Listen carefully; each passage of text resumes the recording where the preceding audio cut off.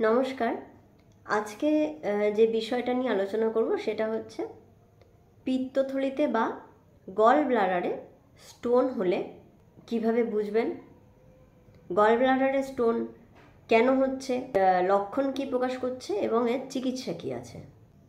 এবং এই গল ব্লাডারে স্টোন হলে অনেকেই ভাবে যে অপারেশন করতে হবে কি হবে না, সেই সব কিছু নিয়ে আজকের ভিডিওতে আলোচনা করব। যারা আমার চ্যানেলের নতুন তারা অবশ্যই ভালো লাগলে আমার চ্যানেলটি সাবস্ক্রাইব করবেন আমার পরবর্তী ভিডিওর আপডেট পেতে, এবং আপনারা অবশ্যই আমাকে কমেন্ট বক্সে জানাতে পারেন আপনাদের কোনো সমস্যা থাকলে। এবারে বলি, আজকাল খাদ্যাভ্যাস, লাইফস্টাইল আমাদের যা হচ্ছে, মানে খারাপ লাইফস্টাইলের জন্য এবং খারাপ খাবার দাবারের জন্য এই গল ব্লাডারে স্টোনের সংখ্যা কিন্তু প্রচুর বেড়ে গেছে। আগে এতটা দেখা যেত না, এখন অনেক বেশি বেড়ে গেছে, ইভেন এখন বাচ্চাদেরও হচ্ছে। এবার জানতে হবে যে গল ব্লাডারে বা পিত্তথলির অ্যাকচুয়ালি কাজটা কী, এর ফাংশনটা কী, এটা কতটা আমাদের শরীরের জন্য ইম্পর্টেন্ট। এটা থাকে কোথায়? এটা লিভারের নিচে থাকে, একদম লিভারের সাথে লেগে থাকে, এটা ঠিক নিচের দিকে গল ব্লাডারটা থাকে। এটা পিত্তথলি, যেখানে পিত্ত রস এসে জমা হয়, কিছুক্ষণের জন্য জমা হয়। লিভারে পিত্ত তৈরি হচ্ছে, পিত্তরস তৈরি হচ্ছে, এটা লিভার থেকে এই গল ব্লাডারে এসে জমছে এবং সেখান থেকে পিত্ত নালীর মাধ্যমে মানে খাদ্যনালীতে পৌঁছাচ্ছে। এই যে পিত্তটা, এই যে পিত্তরস, এটা আমাদের খাবার ডাইজেস্ট করতে, খাবারকে হজম করতে, খাবারের পরিপাকে সাহায্য করছে। তাহলে পিত্তথলি অতটা ইম্পর্টেন্ট না, কিন্তু এই পিত্তরস, এই জিনিসটা খুব ইম্পর্টেন্ট আমাদের পেটের জন্য, আমাদের পরিপাকের জন্য, তাই তো? তাহলে এটা কিছুক্ষণের জন্য এই গল ব্লাডারে এসে জমা হচ্ছে। এই জন্য দেখবেন গল ব্লাডার অপারেশন করে কেটে বাদ দিয়ে দেওয়া হয়, কারণ এটা গল ব্লাডারের খুব একটা আমাদের শরীরে ইম্পর্টেন্স নেই, শুধু এই সাময়িক পিত্ত রসটাকে ধরে রাখার জন্য। পিত্ত রসটার ইম্পর্টেন্ট আছে। এখানে স্টোন হচ্ছে, স্টোন হঠাৎ করে কেন হচ্ছে এবার বলি। এই যে স্টোন আছে, স্টোনগুলো 3 রকমের স্টোন মেনলি হয়। একটা হচ্ছে কোলেস্টেরল স্টোন, একটা হচ্ছে আপনার পিগমেন্ট স্টোন, আর একটা হচ্ছে মিক্সড স্টোন। কোলেস্টেরল স্টোন আমাদের খাবারে যে ফ্যাট, তারপরে চর্বি বা ফ্যাট বা চর্বি, তারপরে তৈলাক্ত জিনিস, এইগুলো জমে জমে যখন ঠিকভাবে বেরোতে পারছে না, বেরোতে প্রবলেম হচ্ছে ইমব্যালেন্সের জন্য, তখন এটা জমে জমে কোলেস্টেরল স্টোন তৈরি হচ্ছে। পিগমেন্ট স্টোন যেটা, সেটা কিন্তু অ্যাকচুয়ালি কোনো রোগের জন্য হচ্ছে, যেমন ধরুন haemolytic anaemia, haemolytic disease, thalassaemia ইত্যাদির জন্য হচ্ছে। পিগমেন্ট স্টোনটা খুব একটা বেশি দেখা যায় না। আর একটা আছে মিক্সড স্টোন, এই দুটোর মিক্সডে।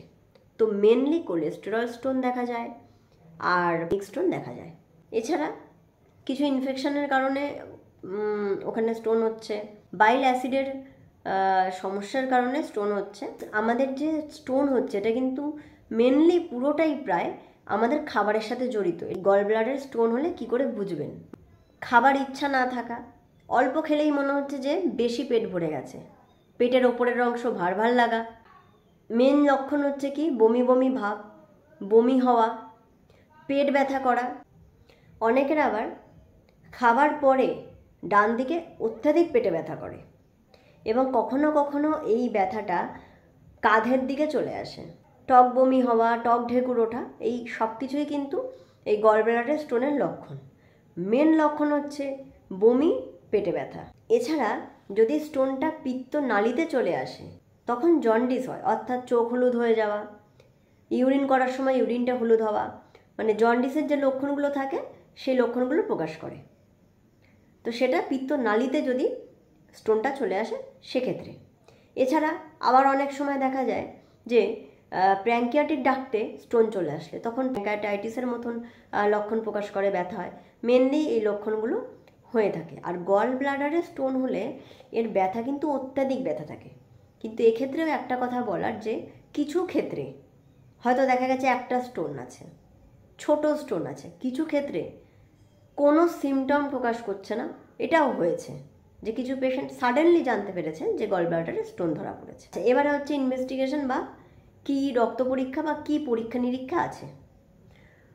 ফার্স্ট লাইন অফ ইনভেস্টিগেশন যেটা, সেটা হচ্ছে যে ultrasonography of abdomen, upper abdomen বা হোল অ্যাবডোমেন। এছাড়া অনেক সময় এলএফটি বা লিভার ফাংশন টেস্টটা করে দেখে নেওয়া হয়। এবার ট্রিটমেন্টের মধ্যে আসি।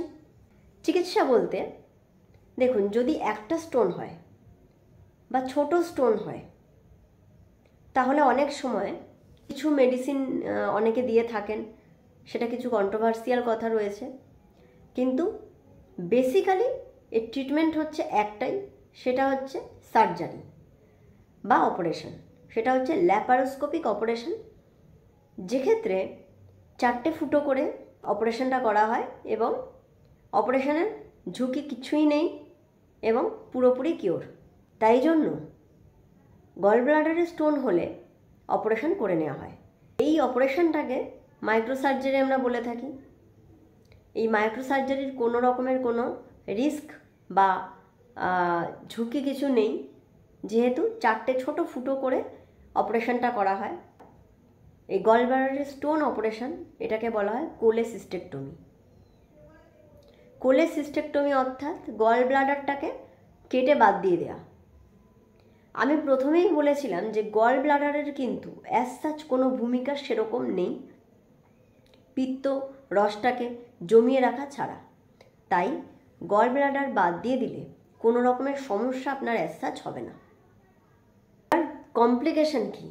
গল ব্লাডারে স্টোন থাকলে এর থেকে কি কি ক্ষতি হতে পারে? এক তো জন্ডিস হতে পারে, যেটা আমি আগেই বললাম। পিত্ত নালীতে যদি ঢুকে যায় স্টোনটা, তাহলে জন্ডিস হয়। এবার জন্ডিসের যে সমস্যাগুলো সেগুলো হবে। এছাড়া প্যাঙ্কিয়াটিক ডাক্টের মধ্যে ঢুকে গেলে প্যাঙ্কিয়াটাইটিস হতে পারে। এছাড়া অনেক দিন ধরে যদি গল ব্লাডারে স্টোন থেকে যায়, তাহলে সেখান থেকে কিন্তু ইনফেকশনও হতে পারে। আজকের ভিডিওটা এই পর্যন্তই শেষ করছি। আমার পরের ভিডিওতে থাকবে গল ব্লাডারে স্টোন রয়েছে, অপারেশন না করালে কি কি হতে পারে, সেটা নিয়ে আমি অন্য ভিডিওতে আলোচনা করব। ধন্যবাদ।